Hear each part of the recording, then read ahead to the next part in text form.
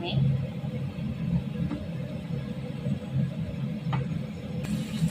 Ayan guys, nag-brown na.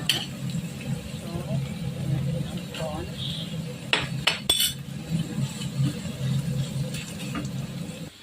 Ito ilalagay natin. Pancit Canton.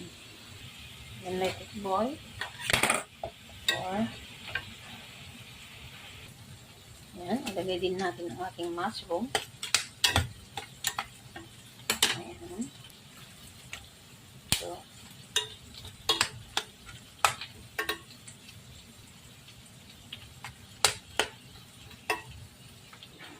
ayan guys, i-drain natin. Ayan. Ayan, i-mix na natin ang ating pancit canton.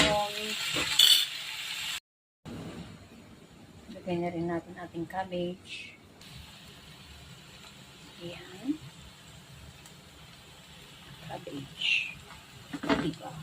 Ang ating pancit canton ay masarap na masarap. Ayan, lagyan na rin natin ng star chili oil. Ayan. Ayan, ang ating sauce. Light soya sauce.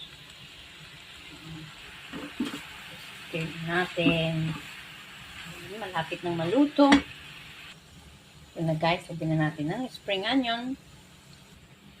Ayan, ready na po ang ating pancit canton and sotanghon. Ayan. Let's eat.